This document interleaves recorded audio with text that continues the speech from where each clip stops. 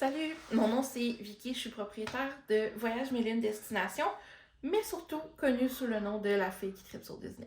Je pense que c'est le vidéo que le plus de gens attendent présentement. À tous les jours, on me demande si mon vidéo y est fait, si j'ai des... On me pose des questions, si j'ai des réponses à leurs questions. Bref, on me demande constamment, Vicky, comment on fait pour devenir conseillère en voyage spécialisée en destination Disney? Il y a deux volets à ça, le volet conseillère en voyage et le volet spécialisation Disney. Je vais faire aujourd'hui le tour de la question. Donc, première étape, première des choses pour devenir conseiller en voyage au Québec, il faut avoir un certificat de conseiller en voyage. Le tout a été mis par l'Office de la protection du consommateur. Je vous invite à aller visiter leur site web après mon vidéo pour en savoir un peu plus sur les technicalités par rapport à l'examen, donc où est-ce que ça se passe. Les frais, on parle d'une soixantaine de dollars. Ensuite de ça, le certificat se renouvelle annuellement pour une trentaine de dollars. Et le document que vous devez étudier pour passer cet examen-là est disponible en ligne sur le site de l'Office de la protection du consommateur sans frais. La deuxième étape, et surtout la plus grande partie, c'est la spécialisation Disney. La plupart d'entre vous m'avez déjà écrit ou parlé par rapport à ça parce que ça vous intéresse, ou si vous ne m'avez pas écrit, probablement que vous êtes ici parce que c'est ce bout-là surtout qui vous intéresse. Pour devenir spécialisé en destination Disney, la première des choses qu'il faut, c'est avoir de l'expérience dans les parcs. Simple comme ça, mais quand même demandant. Donc, vous devez avoir visité les parcs à plusieurs reprises dans les dernières années, surtout post-pandémie, parce que ça a beaucoup changé. Donc, il faut vraiment beaucoup d'expérience dans les parcs. C'est vraiment la première des choses, le premier critère qu'on regarde. Quand des gens m'approchent, puis par exemple, ils ont été dans les parcs il y a 6, 7, 8 ans, donc avant la pandémie, et qui sont allés peut-être une ou deux reprises, même 3 reprises, c'est pas suffisant pour se dire spécialisé en destination Disney. Donc, la base, c'est l'expérience, la connaissance des parcs, malheureusement pas la connaissance des films. Troisième chose qui est vraiment importante pour se spécialiser en destination Disney, c'est d'avoir du temps. D'avoir du temps parce que c'est pas quelque chose qui se construit en une seule journée. C'est pas quelque chose que l'on développe non plus, cette expertise-là. On doit faire de la formation, on doit participer à des événements de formation et donc ça prend beaucoup de temps. Ça prend aussi du temps pour le développement de la clientèle.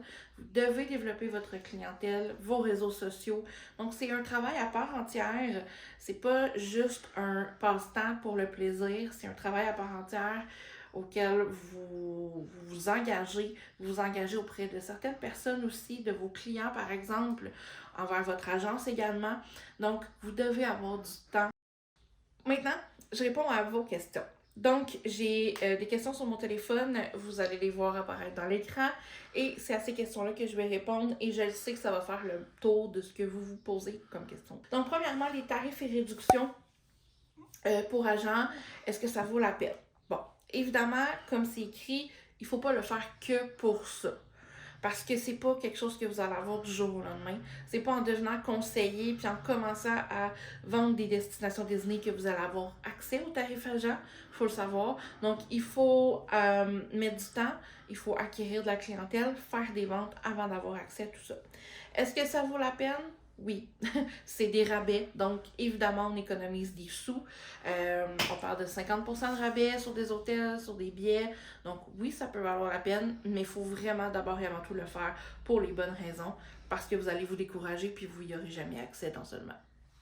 Est-ce que ça prend une formation? Donc, comme j'ai dit au début, ça prend le côté légal avec l'Office de la protection du consommateur. Ça prend l'expérience parc et la formation College of Disney. Donc, on a une petite université Disney dans laquelle on apprend, on fait nos cours et on fait des renouvellements chaque année, en plus de 1 à 2 séminaires par année et des rencontres hebdomadaires avec Disney. Donc, c'est très complet qu'est-ce qu'ils nous offrent et il faut ne pas oublier évidemment le côté légal au Québec également. Sachez aussi que pour l'Office de la protection du consommateur, le lien est dans la description juste en dessous. Est-ce que c'est possible de gagner sa vie avec ça? Oui, mais pas du jour au lendemain. Donc, il faut savoir que nous, on est toujours payé quand le client a voyagé. Donc, si présentement, vous m'écoutez, on est le 31 mai, par exemple, 2023, on a accès au forfait 2024 aujourd'hui, le 31 mai, puis que je vends un voyage à des clients pour avril 2024, moi je vais être payée en mai 2024. Est-ce que je vais faire des sous? Oui. Est-ce que je les fais la semaine prochaine? Non. Donc, c'est vraiment important de garder en tête que ce n'est pas du jour au lendemain que ces sous-là vont arriver. On se construit un avenir et après 1 an et demi, c'est vraiment là qu'on va récupérer le fruit de nos efforts. Évidemment, quand on a des voyages qui arrivent plus rapidement, on est payé plus rapidement. Mais ça reste que la réalité, surtout avec Disney, les gens réservent quand même 3 à 6 mois d'avance. Donc, vous pouvez être payé 4 à 7 mois plus tard. Donc, ça, c'est important de le prendre en considération. Pour ce qui est de la rémunération, maintenant, je vais juste rouvrir tout de suite cette parenthèse-là. Disney nous paye 8% du voyage quand on est en forfait, du voyage que les clients, que les gens font. Sur ce 8%-là, l'agence garde un pourcentage. C'est comme ça partout au Québec, toutes les agences fonctionnent de cette façon-là. Généralement, les agences vont garder entre 45 et 60% du montant. Donc, par exemple, la commission est de 100 $. Si vous êtes à 55% de commission, ce que moi j'offre, exemple ici, chez Voyage Made in Destination, vous allez recevoir 55 $ de cette commission-là et l'agence en garde 45.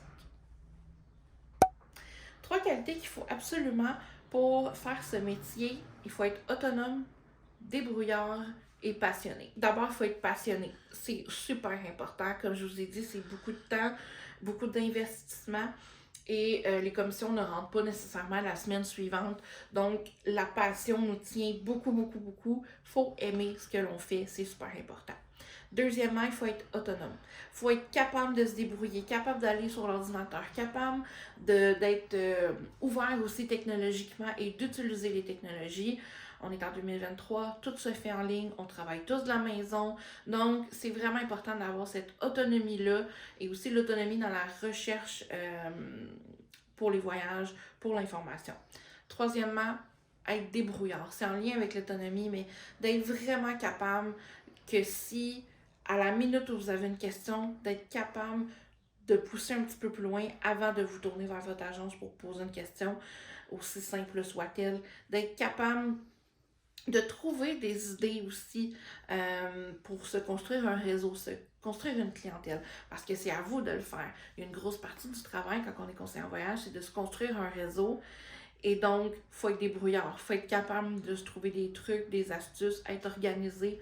Aussi, ça va venir rentrer en ligne de compte. Est-ce que c'est réaliste de travailler comme agente et avoir une famille, niveau salaire et voyagement?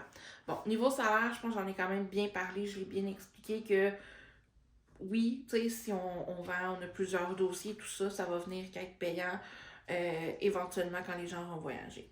Au niveau voyagement, ben c'est plus vous qui connaissez votre réalité familiale. Est-ce que vous avez des grands-parents qui peuvent garder les enfants? Parce qu'en formation, si on va en formation Disney sur place, parce que ça arrive, ben on ne peut pas emmener les enfants. Ils ne sont pas invités, les conjoints ne sont pas invités non plus. C'est des formations professionnelles qui sont faites sur place pour les professionnels du voyage. Donc, c'est plus vous qui savez. Réalistement, si dans le jour, vous êtes à la maison avec les enfants, puis que vous savez que vous avez du temps, puis vous voulez investir ce temps-là dans votre passion pour Disney, les voyages et tout ça, go for it. Disney paye combien par voyage vendu? Donc, je fais un petit wrap-up. 8% pour les voyages, 8% pour les billets à partir de 3 jours de billets. Et de ce 8%-là, vous recevez un pourcentage qui va varier entre 45 et 60% selon l'agence dans laquelle vous serez affilié. Et sachez aussi, petite parenthèse, que c'est obligé légalement que vous soyez affilié à un permis d'une agence. Vous ne pouvez pas être conseillère indépendant seul, vous devez être affilié avec une agence. Permis que moi, par exemple, j'ai avec Voyage Made in Destination, c'est un permis d'agent et non pas de conseiller en voyage que je détiens. Ça fait tour des questions que vous m'aviez posées. Je pense que de façon générale, ça fait un bon tour du fonctionnement.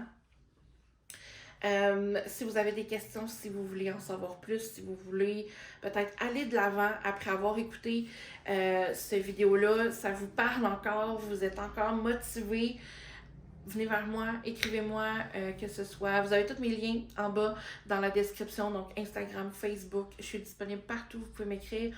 On pourra prendre une rencontre. Au moins, vous aurez une base déjà de réponses à vos questions, puis on pourra aller un peu plus loin ensemble.